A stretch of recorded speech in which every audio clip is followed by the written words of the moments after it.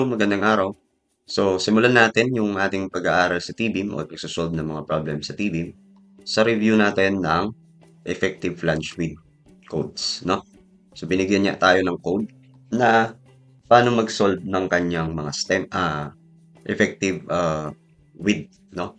Itong x1 at x2, yung sides of the web. Okay? Ito yon. And meron din tayong klase ng beam na nasa corner, yung tinatawag nating L-type or yung spandrel. Ngayon, itong edge na to, ay meron din siyang side. Ito yon. So, one side lang siya. So, dito siya magfo-fall sa code na to. And kapag naman, T-beam, dito tayo kukuha ng kanyang mga X, no?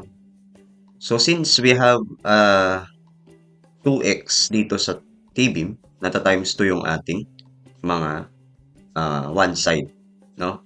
So, kapag naman edge, hindi na natin ito times 2 since 1 na lang yon.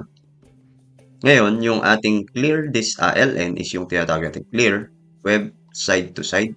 Okay, length of the beam perpendicular to the section or yung span of the beam. No? Ngayon, yung ating SW naman is yung tinatawag nating clear space or clear distance from its adjacent beams. Okay? So, tatlong test ang gagawin natin sa bawat problem para malaman natin kung ano yung BF natin. At kung ano man yung pinakamaliit sa kanila, yun yung gagamitin natin BF. Okay? So, simulan natin sa isang example ulit. Pero bago yun pala, meron pa ditong code 406.3.2.2 na sinasabi kung sakali lang na meron tayong isolated non-pre-stressed T-beams is kailangan mong i-check or i-limit yung ating HF at PF. No? Ang sabi dyan, the flange thickness or HF should be greater than or equal to 0.5 BW. And your BF shall be less than or equal to 4 BW. Okay? So, saan yun? BW? Yung web width natin. Kapag isolated lang po ito, ibig sabihin, siya lang. Okay? Kinonstruct siya ng isolated. Okay? So, ito hindi naman matatawag na isolated kasi may adjacent siya, no? Beam siya, no? So, ngayon, we have a sample here to master the three codes, no? ABC para sa pagkuha ng BF. Meron tayong PW or slab thickness of 120. Meron tayong slab thickness o ibig sabihin HF yun, 120 mm. Meron tayong web thickness na 250 PW. Okay. And meron tayong span of 5 meters. Pag sinabing span of 5 meters, wala siyang binanggit kung clear na ba yan or ano. Kasi siba yung LN is clear distance.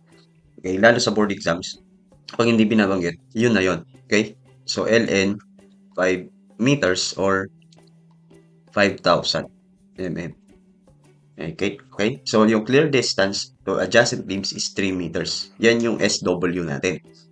So, kung palagay natin na ganito siya kinonstruct. So, may binigay tayong T-beam. Nasa gitna yun, of course. And ito yung tinasabing clear distance SW.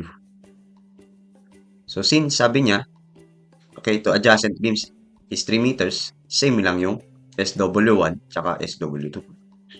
Okay, so SW1 is the same sa SW2. So, 3,000 mm. Determine the effective flange width of the T-beam. So, you will check your BF. Una, itong nasa unahan, BW plus 16 HF. So, ilagay na natin, BW 250 plus 16 times 120. So, hindi ito isolated, no? Okay, hindi siya isolated. So, hindi na natin i-check yung BW. Pero kung sakali man na isolated siya, titignan natin. BW is 250. So, sabi doon sa code requirement, your HF should be greater than 0.5 ng BW. So, ang 0.5 ng BW is 125. No? Eh, yung binigay dito is 120 only. So, hindi siya kayang masustain, no? So, less than, so it's not okay. So, dapat ang minimum nun is 125 kapag isolated, no? So, yun lang. So, kunin natin yan. And then, yung B is 250 plus SW1, SW2, 0.5, 0.5. Pero since iisa lang naman yung 3,000, okay, i-add mo lang yun, 1,515. So, 3,000. Yan, no?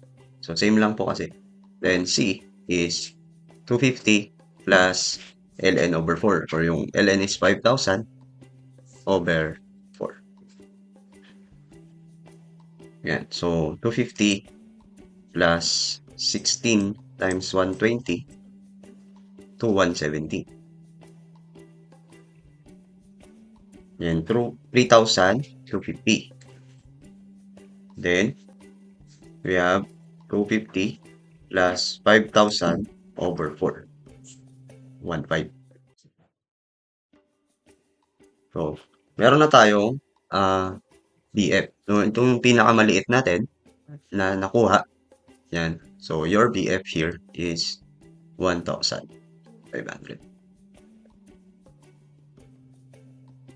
Yan lang. Okay?